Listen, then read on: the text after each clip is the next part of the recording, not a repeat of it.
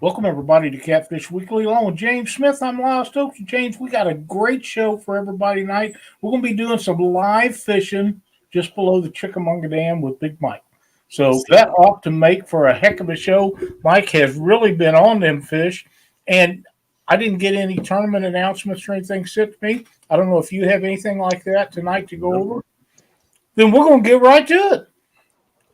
Let's rock and roll. I'm ready to see some fish. You want to see how about the people that's in chat before we bring Mike in? Sound like a winner. I'm seeing Mike Sampson, JP3, J Fox Hunter, Real Beast, Ernie Brown, Avid, Trophy Seekers. Who else we got? There's Mark from Catfish and Crappie, Trophy Seekers. Who else we're seeing? And the Crows in the house. Ryan Sayers in the house. John Kirkpatrick. Go ahead, Lyle. Catfish Terry and Fish in the Mid-South. Lance McCouguy. Parker Pursuits. Parker Pursuits is winning the couples tournament. He had a great day Saturday. Fishing the Squirrel. Weekend Angler. My buddy Josh, his wife, James, his wife, Christina, and Josh come down. And Friday night, we went out to dinner, had all you could eat shrimp and their children, and we had a wonderful time. It's just awesome whenever he comes to our area and we get together and visit with him and Christina. It doesn't happen real often, but when it do, we have a great time. Oh, I'm sure. 3+1 outdoors. See, James Doctor's in the house with us. My buddy James. James Kirkpatrick, Trophy Seeker Outdoors. Maurice Kaysen, Tom Kelly Outdoors. 3+1, Mike Irwin, Mike Sampson, Takedown Catfishing, Philip Williams, Mark Knott, Sharina Keeping It Real, David Funk. Man, we're just rolling with them. Laughing Cats. Lucky Ronnie, Tom Kelly Outdoors. I don't know if we got them all or not. There's Philip Williams. That's what I was trying to go back through is just calling names, Hooks and Hammock. Buck Williams, Dominic Hollis. You said that. There's Matt Minson. Yep, there's Mr. Hawaiian Fisherman. I haven't seen the Chad or the D yet. I haven't either. We missed one. Takedown Catfishing. Fishing Mid-South says you missed Sexy Chad. I don't know about all that.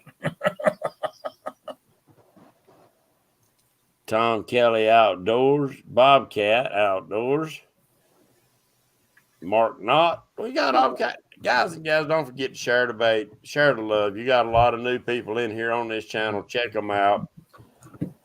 There's Brian B. Catfishing. We're going to have him on the show here, just not too far off.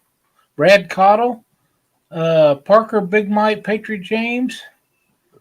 He's naming them off. That's awesome. Naming them off. Don't forget, folks, as soon as Catfish Weekly is over, be sure to go over and watch Mark with Catfish and Crappie. Podcast will be on right after we are, and they have a great show lined up for tonight also. There's Anthony Clark, Tim Molina. Yep. Avid. I think we about caught up there, Mr. Lyle. I don't see no new ones coming in right now, but I'm sure they will. Yeah, John Patrick Jr. Yep. I'm not seeing too many. They're coming in slower now. Yeah.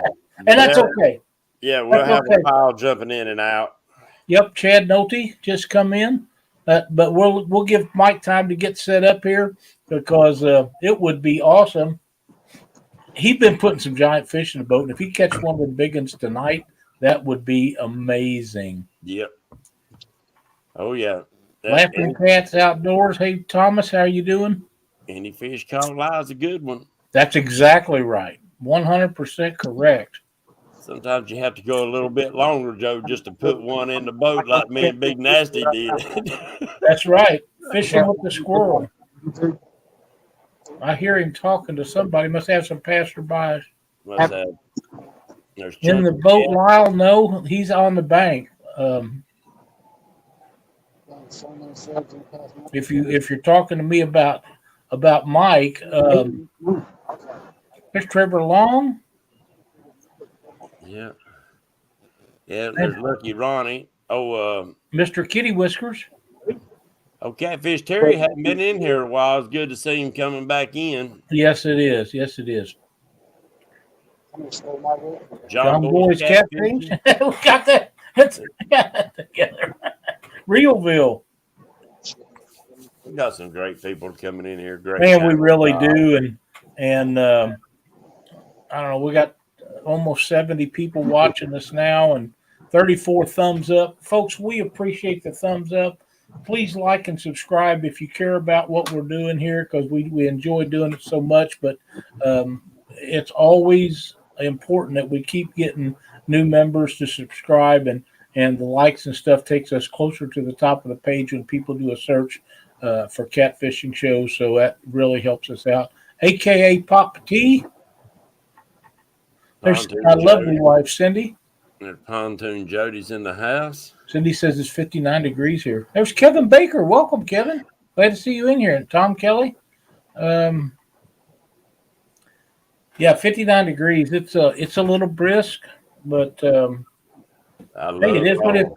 I do too. It's my favorite time of the year to fish, I believe. I like the spring too, but I really do like the fall. If you catch it when it's right, it can be most of the most productive time of the year. There's Brandon's Outdoor Adventures. This time of year, old catfish will make you scratch your head. Yes, they will, because they're either on it or not. Hey, there's Pontoon Jody. Yeah, they will scatter. Right now they ain't in that winter pattern. They in that in between pattern. So to me, and you might correct me, Lyle, but if I'm on the water this time of year, I'm dragging baits. Yeah, me too. Dale hates dragging baits. Yeah, I agree. Solo Texan Adventures. Now, if I mark some good ones that's holding so tight to some structure, good and well, you're going to stop and put an anchor on that rascal and put baits on them just to see. Better spot lock. Yeah, but I have talked to quite a few people that's fishing some of these local lakes, and if the fish ain't up and moving and actively moving around, they won't bite. They putting baits all over fish, and they ain't touching nothing if they're not up and moving. That's right. There's Kevin with Palmetto Cats. Welcome, Kevin. Catfish Terry. But you're right. This is the time of the year until the water dips below 45, 50 degrees. I'm going to be pulling baits until it gets too cold. And realistically, you could probably do it after that, but you really got to slow way down. Yeah. Now, we'll pull baits out here in the wintertime. Our waters don't get quite as cold as yours. Now, we might this year. I got a feeling we're getting ready to have a cold one because a lot of the oak trees and all these nut trees around here are loaded. They are putting out like crazy. We had a good hard winter around North Carolina a little bit. So, got a feeling we're getting ready to get it handed to us this year. Well, but our waters, 2 years ago when me and Wampus Cat that was out and the water was still 40, 48, 49 degrees and was catching fish up in 2 foot of water. But a lot of people were still dragging baits, but they were dragging it at 0.25. Well, you barely moving at 0.25. Yeah, that's exactly right. Look at the length of rod Mike's throwing out there. I know. It looked like 10-foot rods. I'm guessing longer. But, a 7.5-foot rod out there when they on bait fishing and in somebody's hands, they do look like they're 100-foot long. Well, that's true. I see that somebody's saying hello to Telly, so I'm guessing Chris and Telly are watching tonight. There's Brandon's Outdoors, Kevin Baker. But you're right, man. This is a great time of the year to Mark Anthony. Somebody's saying hello to Mark Anthony. I haven't seen him in here yet. Mark says there are like 5 dockeries long. Oh, that's right, Evan. Them are your kind of rods for sure. David Smith in the house. Dale Haysop. But 12-foot slime cat rods. This is also the time of the year that bank fishermen can find the right spot, especially for blue cats, because they're moving around trying to feed up, and flatheads too. But blue cats like heavy current. And if you can find a spot like Mike's in tonight, man, you can have your way with them bad boys and big donkey baits, and cut the tail off of them and hook them in the head and the back and set off and let the big dog eat. Yeah, you kind of really gotta. Your boy Troy, how you doing, buddy? Look for those transitional spots this time of year because they're going to be up and they're going to be moving. They're going to be chasing baits. And also, the weekend angler. Another consensus of this, Lyle, I've been seeing is don't fish for the fish that's in with all the bait. You got to get away from the bait a little bit. I think that's correct. They said they're full. You drag baits to them, and they won't even look at them. But you have to get away from the bait. I guess you're catching those fish coming in to eat. Brad Cadell says Lyle Dockery's mad because it's roof free and all the darning rails to get hung up on. There's Air Run. Hey, you're all out? You got them all cast out, Mike? I got 2 of them out. How long are them rods? They look like they're 12 foot or so. They are 12 footers. Yes, they are. 12-foot farm cats. Hey, there's Fishing and Freedom. I don't know how we missed him. Glad to see him in here tonight. Man, they look like really, really long when you go to cast them out. I mean, but you can just send them a lot further than you can shorter rods. And where you're at, that'll do you a lot of good. That's right. Yeah, that's the only reason why I'm running the 12-foot rods is for the casting distance. I mean, a lot of times you got to cast, 120, 130, 140 yards to hit the river channel. So. Yeah, and that's where you're going, right, is the channel? Yeah. Yes, sir. Yeah. How deep is the channel? Do you have an idea? Well, right here, there is really no channel right up here next to the dam, but I'm fishing like a 14-foot hole on that left-hand rod, and then the right-hand rods is probably about 12 foot deep. And I'm guessing the current's smoking out there. The current is probably, looking at it, I'd say 43,000 cubic feet per second right now. And that's what speed for current? 4 miles an hour, 4 or 5 miles an hour. Yeah. That's about where I would place that. And man, you've really been on the giant fish. You've been knocking them out, and you've been fishing hard. You've been fishing a lot lately. Yes, I have. I told everybody when fall came in, I was going to start hammering the river again. So I hammered it. I'm in the process of hammering it. That's exactly right, man. You've been catching some great fish. So what are you using for bait tonight? Skipjack? Skipjack herring. Yep. That is my primary bait. That is the bait of choice in the Tennessee River. There's probably more skipjack in the Tennessee River system than any place I know of. So that makes them their primary bait. Oh, yeah. Now, do you guys have Asian carp down there? We haven't. There's been reports of Asian carp in here, but I haven't seen any. I don't think anybody's seen any this far down. I think they're mainly up in the northern stretches right now. They will make it down here eventually. But well, I hope they not never anytime do. soon. Yeah, I hope they don't, because they're a terrible pain in the butt. But once they're there, you can't get rid of them. They become a natural forage. But until they do, you've got one of the greatest baits for catfish that there is. And now, do you use those year round, or do you fish with shad when it gets to be spring and springtime? Now, if I can load up on gizzard, I'll load up on gizzard and skip. I'll use both in the spring because they're usually running real hard down here below the dam. So they're scattered all up and down the river come spring. So yeah. That's the way it works for me here. Skipjack herring all year long, if you can get it, that and moon eye. But in the spring, the latter part of winter and spring is when the shad is the primary bait. Is that when y'all figure the kills start and around that time? No, before that, actually, for me. What now? Sorry, I couldn't hear you. I was wondering, was that around the time that the shad kill happens? I haven't seen any shad kills. I've been here going on 3 years, and the water hasn't got cold enough for any shad kills yet. Yes, we hadn't had. That's what I was telling Lyle the past couple of winters. We hadn't had really that cold of water, but I got a feeling we're gonna get it this year. Yeah, well, 2 years ago we had that 4 inch of snow, but I never seen any gizzard shad, any shad or anything on the bottom of the lakes or the rivers. Well, I think the lakes is where you'll find them. You got to drop into the 30s on it, Lyle, before you start having a shad kill. The water has to start freezing. Yeah, see, our water's always our water's constantly moving all year. They're always pushing water out, whether it be 6,000 cubic feet or all the way up to, I've seen it as high as 128,000 cubic feet per second. The only place that I see shad kill around here is in the lakes, and there's no current in them in the wintertime, would be Lake Ozark, Truman, places like that. And when it kills, and it does, the bottom of it in the shallow water is just silvery white. I mean, there's just that many of them that die off. They might have them a little farther north, like up on the Cumberland or maybe the northern parts of the Tennessee River, but I don't think they will if it's got moving water. And Cumberland City usually has moving water.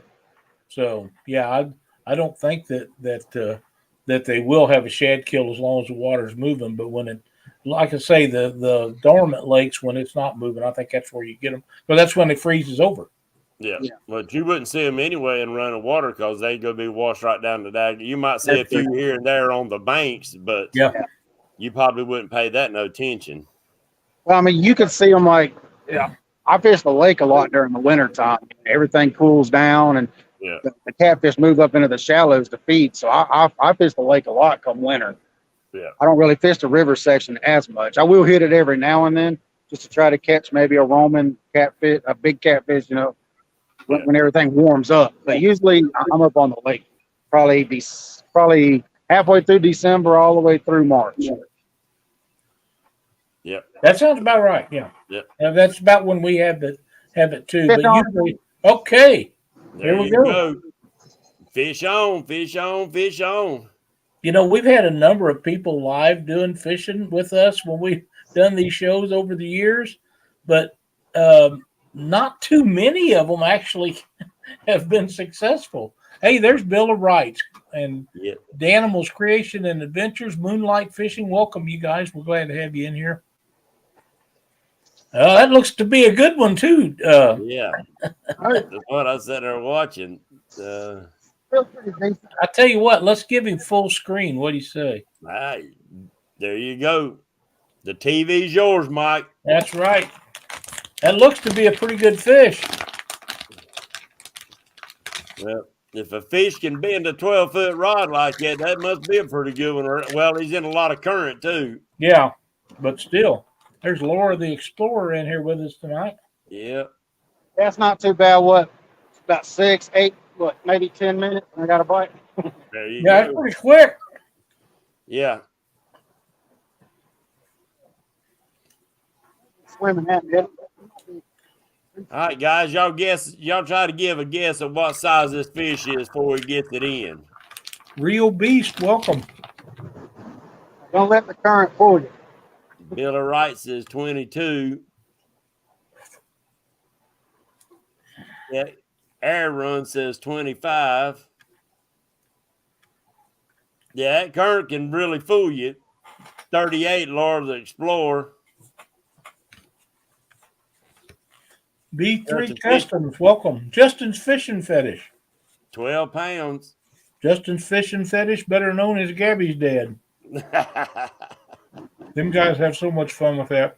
I'll tell you what, there's some friends that you make on this social media, will be a lifetime friend, and he's one of them. He is one of them. Yep. Thank the world of Justin.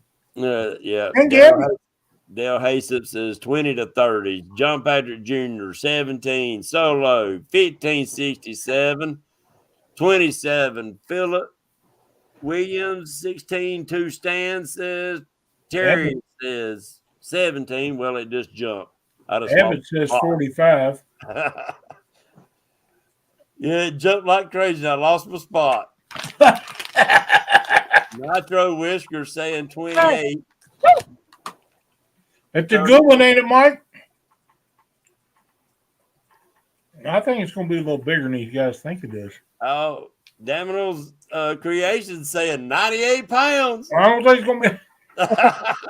Although, I hope it's mine. That'd be my new personal best. heck yeah. That'd be pretty cool too, wouldn't it? Oh, yeah. You got a net with you? Hello, Jeff Parker. I might have to land them off screen and then bring them back up.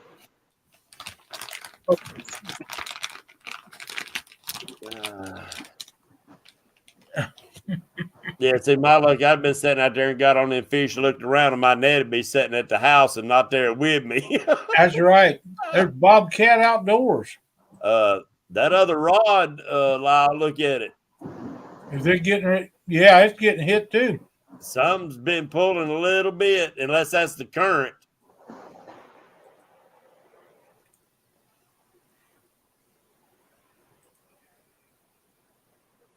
That might be old fish there, Lyle. I think it is a good one. Yeah. No, that other rod's got a fish. Yeah, I think so. Yep.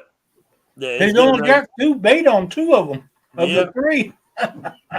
Yep, this is getting ready to feel some steel, and it's going to be on. Mm-hmm.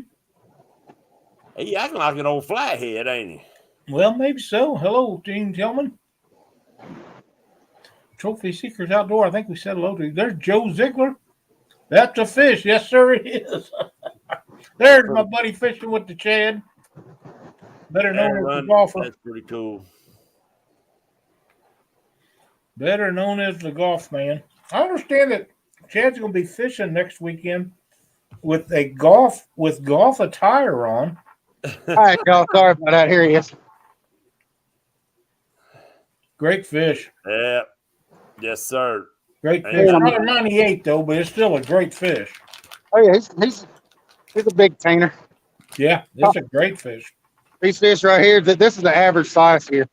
About this size up to about 40.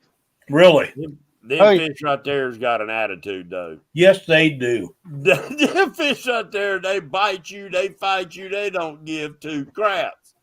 That's correct. Mark Anthony? All right. Now, you could go after them with them medium action rods for catfish that size right there. You would have a blast all day long. That's exactly right. Hey, Mike, when you get ready to cast that out, can you show us the size bait you're using? Yeah, I sure can. Okay. Right now, I think I'm throwing an 8. What did you say? I think I'm throwing an 8 ounce. Oh, sorry. Either a 6 or an 8. Okay. Right there. No, a bait. Oh, the bait. Yeah. I thought you said the weight. Well, that one did a body piece. I mean, I may have said that. I'll show you what I just threw out. Okay. I think the other rod's got something messing with it. Or that's the current one. That's the current. Okay. The way I fish here, Yeah. I actually I hang the sinkers up in the bottom of it. There's two Stan Fishes. Welcome, Stan. We're always glad to have you on the show with us. Yep. That's usually what I throw right there. About That's that a size. great piece of bait. Yep. Good bait. Great piece of bait. There's Now, how do you two hook of them. that? Do you just use one hook or you use two on them? I just use one hook, Okay. one single 10 on. Yeah. Now, if I get up into the half skipjack and whole skipjack, I'll put 2 hooks in those. Right. But those pieces right there, you know, a fish like that, they'll choke it down easy, no problem. Oh yeah, them fish can take a big piece of bait. Team Camo, he said he's still hauling beans, but he's a listening. We're glad that you are. There's catfishing with the crow.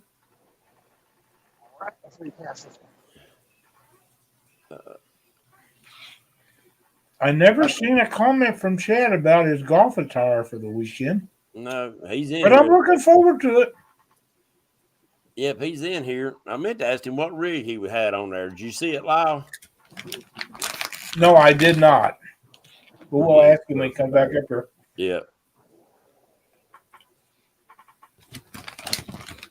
If you guys haven't, fishing close to dams, you can be pretty hangy too, can't it? Yes, sir. It can, because everything in the world comes through them things. Yep. You guys, Fishing with the Chad's been putting on this couples tournament last weekend. It will be coming up this weekend. Be sure to go over there and check that out. Like and subscribe. He's trying to get to 1,000. He's getting really close. Yep. So we need to help him out if we can. Go ahead, Mike. All right, bait's out. Wait. No, Okay. what I do is I literally like try to find the rocks. That's why whenever y'all see me cast a rod out, I'm feeling for them. I feel when that sinker grabs inside the rocks, and then I kind of tighten it down so it'll lock inside the rocks. I see. What kind of, was you using a Carolina rig on that? I've got a homemade 3-way rig that I use. It's just all it is, just your standard 220 pound barrel swivel, and I run the main line into one side of the swivel, and then I'll run the leader out the other end. But what I do is I tie either a 15, 20, or 25 pound break off line to the eye where the main line is tied to. Okay. Very And nice. it's just like that. Those little fish right there can snap that 15, 20 pound test, no problem when it's ever. Right. And then all you're out is your weight. That's it. That's all. So That's you it. make your own weights? No, I don't. Okay. Well, places like that, Mike, go by a junkyard and tell them you want a bucket full of spark plugs. Yeah, spark plugs. It's spark plugs or lug nuts or something, but I don't know if I'd want to put that in the river. This river's already in bad shape. It is. We used spark plugs for years down below Wiley Dam and done the same thing. Had to tie a break off leader because as soon as it hit that bottom, it was stuck. Yeah. Well, I was live streaming the other night, and I told everybody I was getting low on sinkers because I forgot to throw some in the buggy before I left the house, and they're like, rocks, tie rocks on. We don't want you to leave. There's I made bobbers out of sticks, catching brim, whatever it took, and I didn't have. I'd make something out of it. That's right. That's Absolutely. Right. There's Frank with Twisted Fishing TV. Yep. That's pretty cool, Mike. Hey, Betty, cool. How are you? Yeah, that was a great fish. Like I was telling James, there's been a lot of people that's fished live with us over the years, but only a couple of them have actually been successful. So you had a great fish there. Well, thank you. Yeah, I mean, the Tennessee River is a very, very fantastic fishery. Yes, it is. There's the cross couple, Miss Betty. Yeah, the Tennessee River, I think, is underrated at times, and then other times I think people overrate parts of it. Well, I personally know of 700-pound blue cats pulled out of this river in less than a year. Yeah. In just this little stretch. So I don't know about the other parts. Yeah. The only place I know of that catches that kind of 100-pounders is below the Alton Dam in St. Louis. There, one year there was 6 caught in 3 months. 600. I came close last year. I caught that 94-pounder. So. That's a giant. I don't care what anybody says. If you're that close to 100 pounds, it's a stud. It really is. I've been searching for that 100-pounder for, let's see, I'm 43 now. Ever since I was probably 21, 22. So I'm guessing to catch them. I think that is every cat fisherman's goal, is to catch a 100-pound fish. Yeah. There'll be some that make it. There'll be some that don't. But guys that fish as much as you have been lately have a better chance than a lot of the other guys do.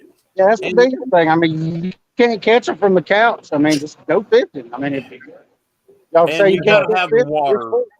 And you got to have the right water that will produce 100-pound fish. That's correct. Yeah, I bet. That's correct. Now, I mean, you don't have to go just for a 100-pounder. I mean, I come fishing like that fish right there is fun to fight. I don't care what. I don't target big fish. I just fish. I put bait in the water. Whatever grabs it, I catch it. Yeah.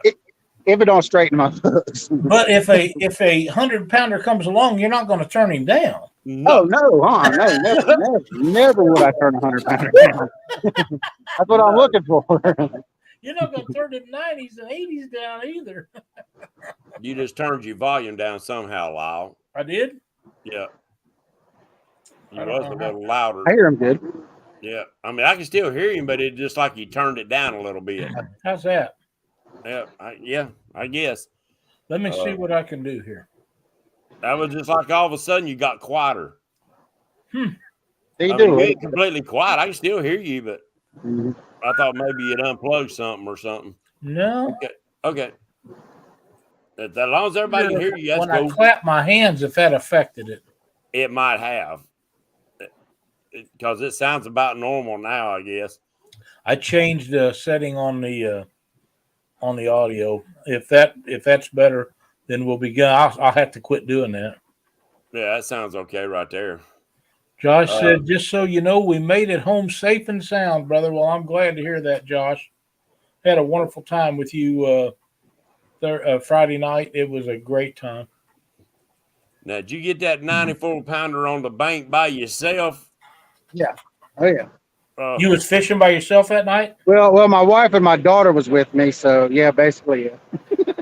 They didn't. Neither one of them net fish. Is that what you're saying? Well, I was fishing off like a 30-foot, 35-foot rock embankment, so I wasn't gonna have them go down there and try. Yeah, I wouldn't either. All I did was I just told them, I said, just watch the rod. I'm gonna stick it in the rod holder. If it acts like it's gonna snatch it out, pick the rod up. I'll handle everything from there. Yeah. That's one of the advantages that I have over a lot of other people because, my God, I can't tell you how many fish Cindy has netted over the years, and I would just as soon have her net them as about anybody I know because she knows how I want it done. And a lot of guys that have, if you haven't fished with somebody, you got to explain to them every move to make to keep them from breaking you off. Oh yeah, I mean, if you're fishing from the bank or the boat, it's two totally different net styles. So, I mean, you have to adapt to the boat and the bank. So. Yeah. That is exactly right. And lake fishing and river fishing is two different netting procedures. Absolutely. The boat fishing's fun. I like to fight at the fish from my boat. I love the bank. I love the fight. They just don't want to go to the bank. So. Yeah, they don't. You'll get one on a boat once in a while when you get close to a bigger fish. When it sees that boat for the first time, boom, it's gone again. But when you're on the bank, they know when they're getting too close to that bank or closer than they want to be, and they don't like it. That's right. They don't like it. Fishing with Robbie. Welcome, young man. That's why I always like to have at least two rods on my boat that's straight down, Lyle. That's straight down. Always does ain't nothing like you feel that freaking boat go, whoa. When he whoops that thing straight down and gets about 2 or 3 eyes of the rod in the daggum water. And it's all you can do to get it out of one of those stands. Now, I've actually been thinking about trying some kayak fishing. I've got to find a kayak that I'm comfortable in. Well, Mike, you ain't exactly a little man, are you? Yeah. No, I'm 6 foot 285. So yeah, you was actually in a boat the other day. Yeah, I was in a trophy seekers boat. Yep, Daryl, and I watched that video. I thought you guys had done a great job in that. I bet he's a ball to be in a boat with. I had a blast. I bet. Now, you catch many flatheads up there? I've caught a few, but I mean, you can get them. I hooked the biggest flathead I ever seen from the bank right over here fishing the doors last year. It almost snatched me over the handrail. Oh, wow. Because it picked the bait up and swam out of the hole, and it was right on top of the water. It didn't even realize it was hooked. It seen us, and it was gone. But his head was every bit of 3 foot wide. It was massive. It was the biggest. Oh, wow. He took off, and my drag locked up. And I had 50-pound mono, so he was either going to get me or the rod, and I wasn't going to let him have either one of them. So I snatched on it, and he broke it off. So, but it is the biggest fish I ever seen in my life. That's awesome, man. The biggest flathead I've caught out here was 39.8 pounds. That's a good fish, too. Flathead. Yeah, flathead. It really is. The biggest flathead I've ever caught was 58 pounds. I caught it down there in Middle Georgia. Now, do you ever throw any of your rods over towards the bank while you fishing right there at that dock? Usually I don't. Like right now, that rod I just cast it out, it's drifted over there. I was fixing to go get it and recast it. What it does is the current sweeps towards the bank, and you can't get a 8 or 10 or even a 12-ounce sinker to hold it on the bottom. It diverts all the current right into that one spot. You have to basically get it on the bottom out there before it gets swept into this current. Okay. Like right now, it's just kind of bouncing on top. It ain't doing any good. I'm fitting to go get it and recast it. I don't like it being a Well, one thing about it, Cindy's always after me to try shallow water, and I know there's a great shallow water bite at times. But when you're knocking them out like that out there in the current, that's where I'd want to be too. Yeah, well, I caught what, a 50-pounder and a 12 foot of water last year. I caught a 35-pounder and 4 foot of water last year. It's the first time I've ever fished shallow water, and I went up there and tried that spot because I heard some good stories about that spot. I caught some good fish from that. So, but like I said, that was a wintertime bite. Right. Yeah, I love shallow water fishing, especially January, February, March.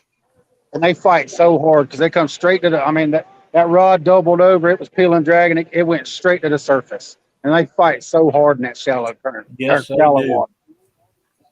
They sure do. It's amazing to watch a 20, 30, 40, 50-pound fish tail walking on 2 foot of water.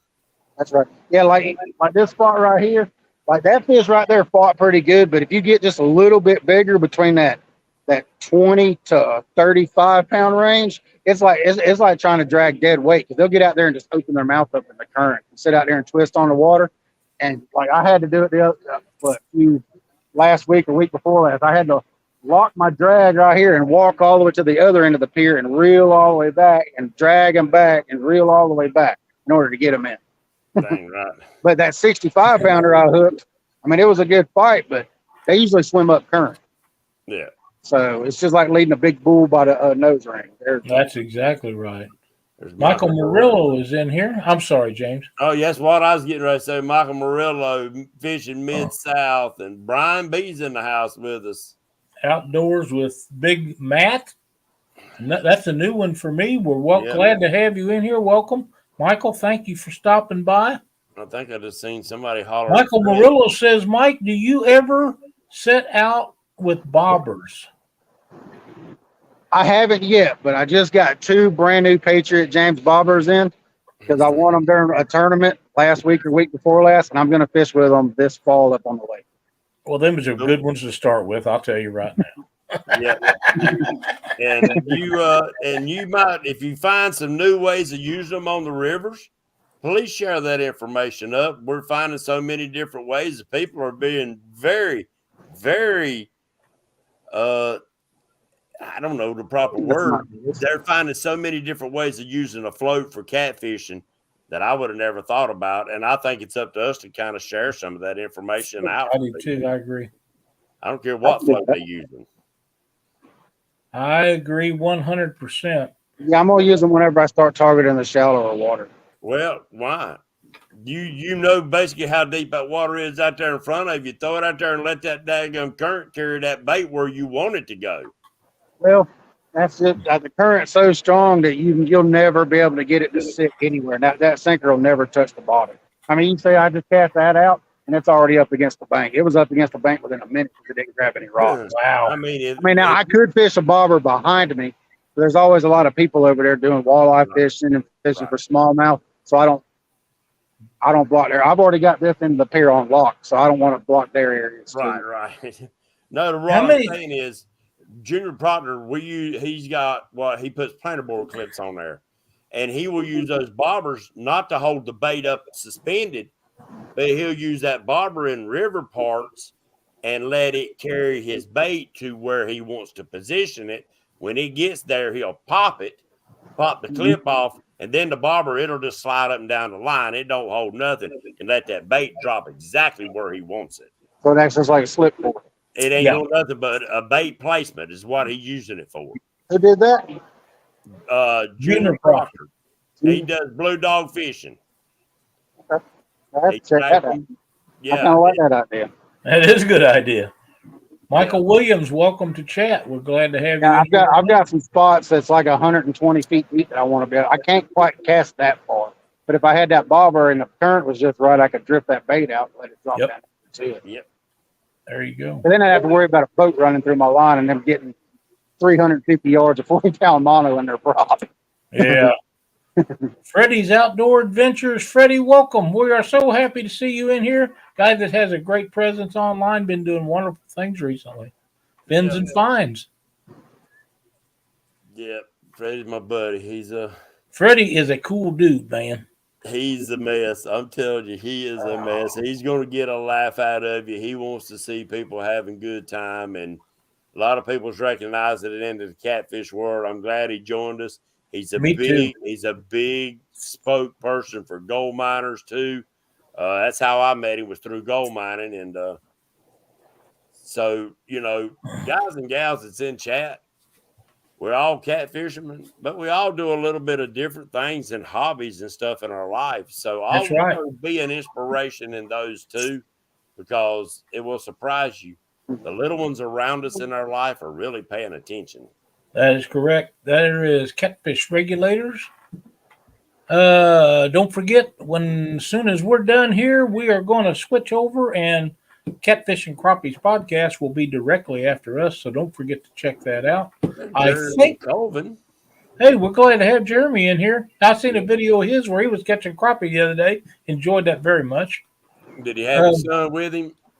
No, he was by himself. Him and that youngins together out there fishing. I enjoyed watching their videos. And his son, what was his name, Lyle?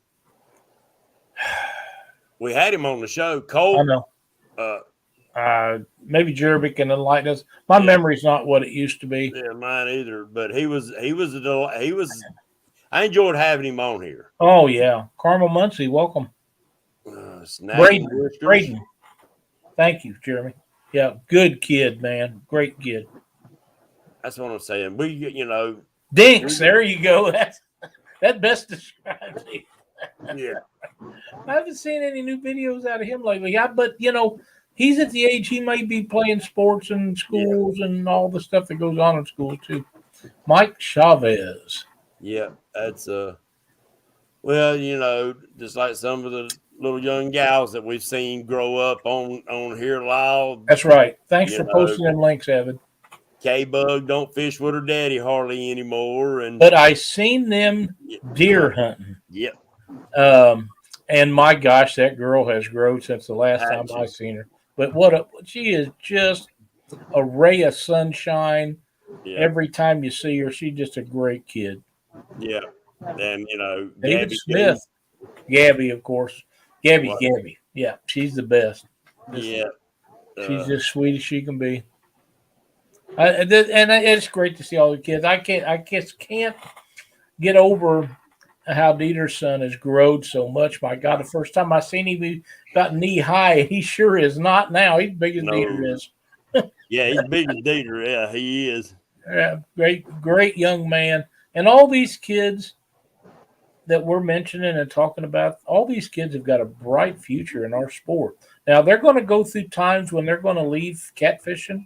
Yep. They're going to do school stuff, and they're going to be doing boys and girls stuff, and they'll go to college or whatever, but they'll come back to it. And when they come back to it, they'll be really snatch the bait off.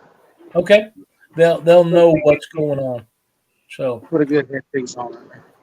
Yeah, and I'm gonna tell you though, Lyle, if kids like Grayson and Gabby and all these other kids that grew up catfishing, learning the new stuff that's coming out as it's coming out, if they decide to stick with it, the people out here in these tournament trails better watch out for them. They're going to be in trouble. Yeah, Braden is another one. I mean, he knows how to catch catfish. Yeah. He knows how to. Robbie. Yeah, I mean, that's what I'm saying. By the time Robbie is so well spoken that he'll have a show one day. Yeah. And maybe it'd be this and maybe it'd be another one. But that boy has got as bright a future in this sport as any of them. Yeah. He really does. And his mom and dad don't fish at all. He's doing it on his own, man. Yeah. He enjoys it. He's got some of his buddies that fish with it. He went fishing with Jesse and them yesterday.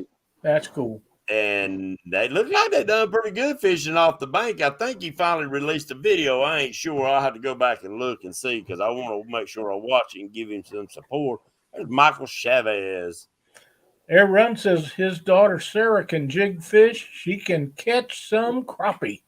Oh, I hear you. Well, that as good as them babies eat. That's an awesome thing right there. Oh, I'm telling you what. And Lyle, really to be a good crappie fisherman for a jig, That's a special little knack. It is. It is. I accidentally catch them on jigs, but I can catch them when they're headed to the bank and stuff like that because they're pretty aggressive. Yeah. But when they're out there hanging on in deep brush piles, I don't have that feel. Well, and that's what it takes. Catfishing with Crow says both of his are good people because they respect the outdoors and the people around them, and that is right there. That's pretty cool. There's Stan. Yep. He's got a great granddaughters that love to fish with them too. Yeah, and they have a great presence online. Well, they got Stan to coach them.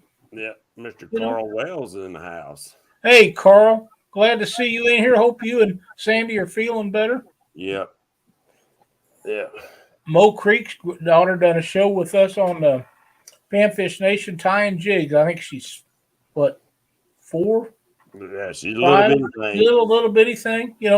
Those guys got it going on, and hats off to them. Yeah. So you're just going to fish with the 2 tonight, and how long are you going to be out there tonight, Mike? Midnight, 1 o'clock. I don't have to be at work till 7:30 in the morning. So you can sleep when you're dead, right? That's right. Get all the sleep I need when I die. Damn, my ass must be already dead then. Gee, you should have seen me this spring. I was fishing 7 days a week on 2 to 3 hours of sleep every day. Oh my, I can't. I used to could do that, but I can't anymore. I used to do it a lot better than I could now. It's not as easy anymore. That's exactly right. Now, tell everybody what area that you live in and surrounding areas that you fish, if you don't mind. I live in the Georgia, within a 2-minute walk of the Tennessee state line. But I fish. I live 12 minutes from here, from Chickamauga Dam, and I fish anywhere from the Alabama, Nickajack Dam, all the way up in Knoxville on the Tennessee River. Yeah, I know. I'm not sure how far Knoxville is from you, but I know you've talked about that on your live shows, fishing up there several times that you've been up there. Mm-hmm. Yeah. So that's way an hour and a half. I don't go up there very often, but if I do go up there, it's going to be for a camping trip or something like that. I see. Yeah. Well, that's cool. But I usually fish Chickamauga or Nickajack. That's my 2 main lakes and river sections up there. Right. That's awesome. So you're right there where Georgia, North Carolina, and Tennessee and all them come together? No, I'm right beside I-75. Oh, okay. Okay. I'm just south of Chattanooga. I can walk to Chattanooga in 5 minutes. Oh, I actually, as far as my address goes, I live in Rossville, Georgia, but I'm actually closer to Chattanooga than I am Rossville. So yeah. I don't even have a Georgia license anymore. I just fish Tennessee. I hear you. Is there any little hints or anything that you want to give these people out here in chat that about fishing up there and bank fishing and stuff like that? Anything just come prepared. If you're targeting big fish, bring big gear. That's about really all you can do. It's just, you can fish for catfish here. They do have the smaller cats, but this dam right here, it's really unforgiving. If you hook into something with 10 or 12 pound line, you're going to be spooled. I've been spooled with 50 pound mono. There's been fishing here I couldn't stop. And that's with a 10-foot rod, a 8/0 reel. 8/0 spinning. You use big reels. You use really big reels. Yeah, well, right now I'm using my bait casters for catfish, but I was fishing the doors, and whenever I fish the doors, I use my spinning gear. I've got an 8/0 and a 6/0 spinning rod and reel that I use. I use a 10-foot and an 8-foot for that. And I hooked into something last year. I don't know what it was. Might have been a big striper cat. I don't know. I could not stop it. And for my casting gear, I use the Daiwas, the conventional non-level ones. Mm-hmm. Then you got to sit there and go back and forth. Yeah. I can't do that. I've tried. And you do it a few times, you get used to it. I'm used to it because I used to use the Abu 7000s, but I cast it so hard I kept tearing the worm gears up in them, and I'd get them fixed, and then I'd keep tearing them up. So I just took all the worm gears out and learned how to fish with it like that. And when I found these, they come without it, I was like, heck yeah, that's perfect. So I just started buying these. You need that pin torque I got. That's the way it comes. Matt with Want to Be Outdoors, welcome to chat, buddy. I mean, the main reel I use right now is the dial with sea lines. I've got the 40 and the 50 HVs, and I have one dial with saltist. Now, those are saltwater reels, basically. Yes, they are. Yeah. I mean, they're mainly just for the line capacity because I cast so far. That's the only reason. Because I mean, 120-yard cast with these rods are easy. And people have told me that they don't believe people could cast 100 yards. That's the length of a football field. Well, yes, you can. Yeah. Them casting contests that they have, them guys cast a lot further than that. Oh yeah, especially over there in the UK, them guys cast 200 yards. 200 Oh yeah, but they take a kind of a running start. Yeah. But the end result is you're throwing a weight that far, and right. It's the whip action of the rod, and that's why they want 12 and 14, 16-foot rods. Mm-hmm. And I've had a guy ask me one time to build him one. He wanted a 16-foot one piece. I said, dude, you can't afford the shipping on it. You just can't. You need to have it done local. Yeah. Yeah, I mean that's the main reason. Like that's why I'm using the slime cast because they're the only catfish surf rod on the market, and they handle the weight. They're good up to 20 ounces, but I've thrown almost 3 pounds on them. Yeah, I can't throw them far, but I mean I can throw them 40 yards. I can throw them 40, 50 yards. That's pretty good. That's good with any rod. Those if you throw 3 pounds on them, that's a lot. Yeah, better have a grip on that daggone top end of that rod too, because buddy. Yeah. It better be attached. That kind of weight. You don't want none of that, what they call a heat-up glue that they used to put them on with, and they'd be out in the sun shine on that silver tip, and the tip would just slowly run around to the bottom of it because that heat glue would never withstand the temperature of the sun. No. And you don't want none of that kind of stuff on there. You want epoxy in there. Yeah. Buckeye. And another thing is tips. I mean, like a lot of us guys, we want to preserve the catfish population. If you want some to take home, take the small ones home. That's right. Yeah. That's all we ask. They're a lot better eating too. Yeah, they are a lot. I mean, I wouldn't eat any of them. Every single boat ramp or public fishing area here says do not eat the catfish. Yeah. Period. Macho. I do eat it maybe 2, 3 times a year, and that's it. It's in moderation, but the smaller ones, Mike, from what they've told me through the Missouri Department of Conservation, the smaller ones haven't been alive long enough to absorb those toxins. Like the bigger ones, they're probably 30 years old or more. That's exactly. And not all of them, but as a general rule, they're 25, 30 years old. They've had 25 years to absorb all the toxins and PCPs that's in the water that they don't want you to eat. So why would you eat those? Eat the little ones. They've just been in there a few years and they're a lot better. It's like any animal. You don't see people butchering a 10-year-old cow. They get them when they're 2. You know, I got the answer to that. Why they don't? It's called lazy. Oh, maybe they got to clean more fish instead of just one big fish. But gosh, man, if you ever tried to dress one of them big hogs, it's like rolling a pig around on a table. It's not any fun. No. I'm not saying that I haven't done it, but I'd never do it again. Yeah, I did it one time because the fish was going to die. There was no need to putting it back and wasting it, so we ate it. That's you get one that's deep hooked or something, and you can't stop it from bleeding. Don't waste the fish. I agree. I just seen it. Robin Crowley, welcome.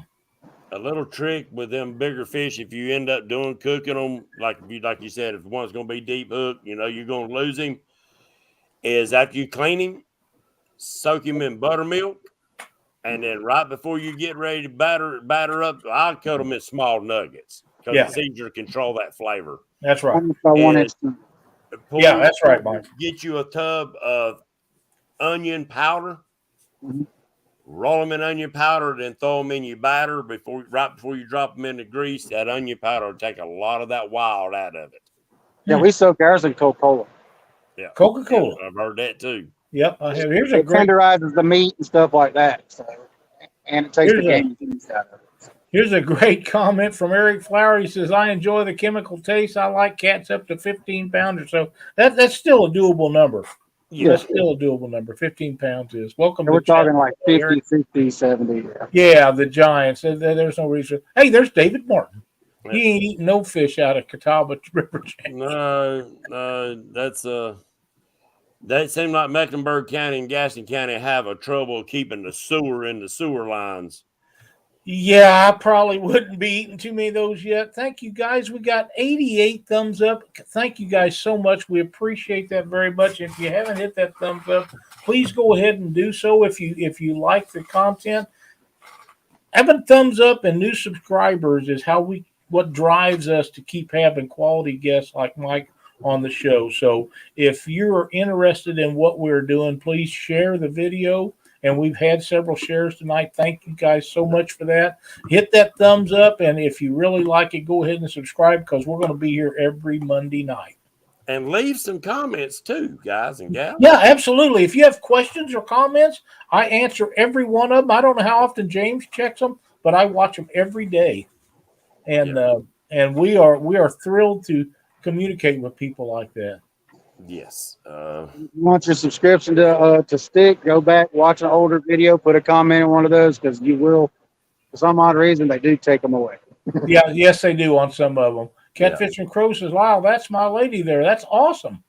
Oh, I hear you. We get more ladies all the time. It's really cool to have them in here. Yep. Did we mention Maurice Kaysen is watching the show? Yeah, yeah. There's Mr. Sam Martin. He said hello from North Dakota. North Dakota. Awesome. I heard you mention Catfish Terry and Palmetto and all that. Yep. We're always glad to have all those guys in here. It's just great. The people that we've seen. And Mike, I see a lot of these guys that's in chat tonight have been in the chat on your live shows at night when you're sitting there fishing on those things. And now I could probably fish from the bank if I had docks around like you're fishing off of, but I'm not going to get on the most slick banks anymore. If I fall down, you just have to roll me on the river and float me on down to the next landing. That's what I like about the Chattanooga area. Just about everything's concrete when I fish now. That's awesome. I'm too old to be slipping and falling, and I don't want. And there's Chunky. Welcome, Elstan. But yeah, hey, Steve Douglas. Welcome, Steve. What's going on, Steve Douglas? The fishing's good. He caught one live with us a while ago, Steve, and it was a great blue cat. Yeah, sure was. Catfish and Curtis. It's amazing this late. I don't know how long some of these guys have been in there. A lot of people don't visit with us in chat. They just sit along and listen to what we're doing, which is great and perfectly fine. Buck Dillman, welcome. Down there around Tracy Bingham, Indian, North Carolina. But if you don't, we don't know you're in here if you don't comment on there. So we're absolutely thrilled to have all of you in chat with us tonight. We've been doing this for a little while, and we appreciate everybody that comes in and does the show with us. And it's like Mike has been going and catching these fish. We talked about it earlier in the show. He has been on a tear with big fish here lately, and it's absolutely a pleasure to have him on with us tonight, James. Yeah, but we've seen Mike's face around the catfish world for a little bit. Yeah, he's been around a while. What made you, and I know the time's about up, but final question. What got you into producing catfish videos? What made you help everybody?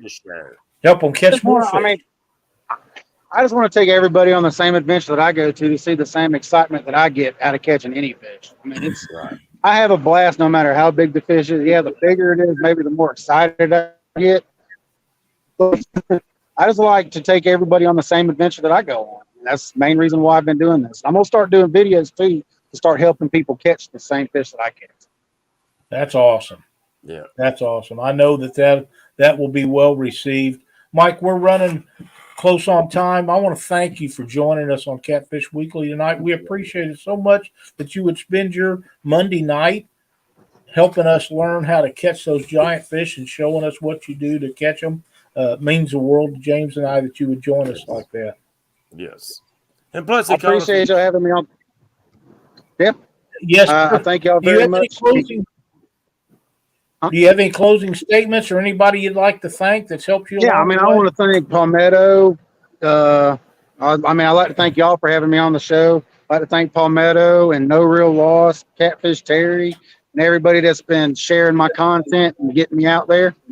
And I really do appreciate, and all of my viewers.